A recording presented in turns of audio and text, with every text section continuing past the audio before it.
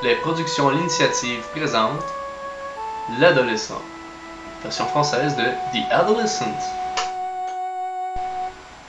Nous nous sommes déplacés ici, dans les boisés de Valcourt, pour observer l'adolescent dans son habitat naturel. L'adolescent, mieux connu sous le nom de faiseur de troubles, flâneur, bon à rien, jeune drogué ou, tout simplement, jeune Chris, voit son habitat se restreindre depuis plusieurs années. En effet, il a dû venir s'installer ici, en région éloignée de la civilisation, car on le chasse partout où il se trouve. Je sais même pas qui est capable de battre mes records physiques, là. Ah, c'est plate, ça! Ah, ouais. Hey, vous! Tournez-vous de mon terrain! Tournez-vous de mon terrain! Hey, voyons, c'est quoi ça? Il est dans bien! Hey! Vous dites quoi? Puis, qu'est-ce que t'as fait en fin de Oh my semaine? god! Qu'est-ce qu'il y a? Il y a un mot de qui nous a couru après! Ah, Sérieux? c'est correct, c'est un parc public, il n'y a pas de danger. Ah ouais! J'ai fait vous revoir ici! Ma bande de petits fumeurs! Hey! Sors de là! Hey, c'est chez nous! Hey! C'est chez nous! L'adolescent a donc dû savoir s'adapter à un environnement hostile et sans pitié, où seuls les plus rusés peuvent survivre.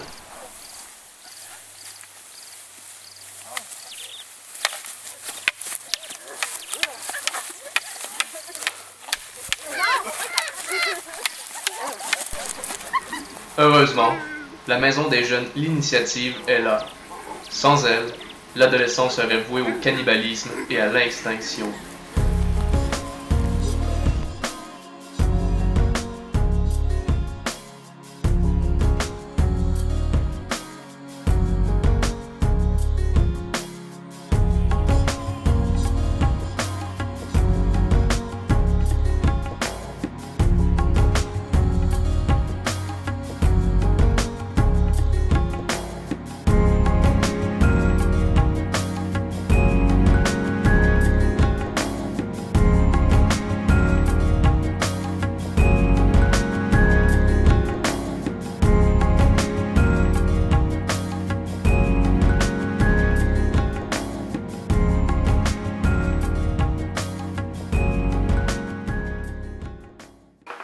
L'objectif, c'est d'amener les jeunes à être critiques, actifs et responsables. Par critique, on entend que les jeunes, ici, ils viennent chercher de l'information sur tous les sujets qui touchent à l'adolescence.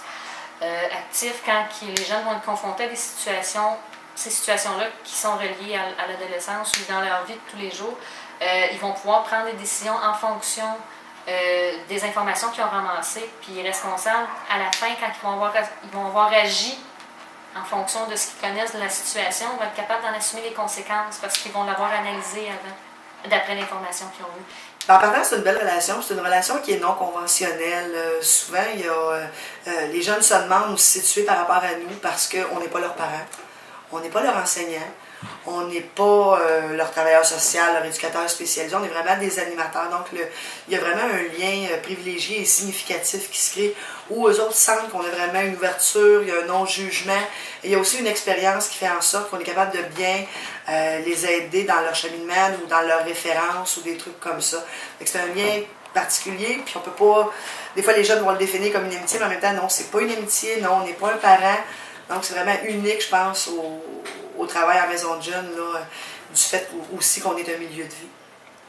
La Maison des jeunes a toujours été très, très collaboratrice dans les activités à la ville. Le mensuel que l'on donne, informateur, est préparé par la Maison des jeunes, avec une qualité de travail qu'on ne peut pas remettre en question. Il y a rare, mais très, très, très rarement des erreurs dans l'assemblage. Alors, c'est très, très bien fait.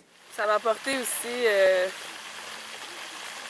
plein d'expériences de travail, plein d'expériences de vie en général. OK.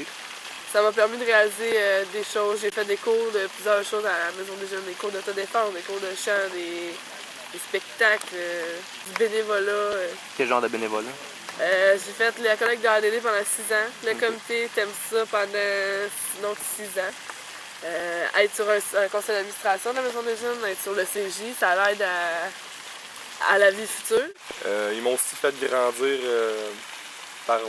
parce que j'ai vécu, parce que j'ai eu des trucs personnels avec mon père, j'avais de la difficulté comme à vivre avec ça, puis ça m'a donné vraiment des trucs assez ça a été important. Là. Ils m'ont appris à vivre avec ça, puis comment l'appréhender, parce que c'était pas évident au début. Je pense que la Maison des Jeunes, ça a servi beaucoup à ça.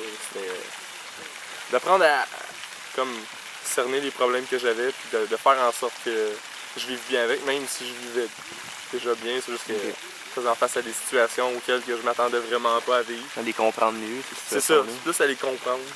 Avant, j'étais pas mal replié sur moi-même. Je parlais pas tant de monde que ça. J'avais quelques amis, mais c'était assez limité. Puis un jour, ma soeur m'a amené là, qui est 4 ans plus vieille, fait que elle m'a pitché là-dedans.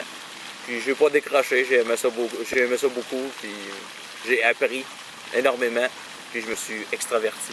Confiance en toi. Oui, pas mal. J'ai ça aussi, j'avais une très faible estime de moi. Puis aujourd'hui, c'est pas mal mieux que c'était. Avant de dire que quelque chose est pas bon, va donc voir c'est quoi, analyse-le, puis écoute pas les autres, là. Va voir toi-même, mets le doigt sur le bobo. Regarde, regarde, c'est ça. Ah, j'aurais pas vu ça de même. C'est de même que tu vas le voir. C'est la seule façon. Parce que si tu écoutes Pierre-Jean Roto, il y a tout le temps quelqu'un quelque part qui va aller te dire ça, c'est pas bon, puis ça, c'est. Regarde, c'est pas le même. La meilleure façon, va voir.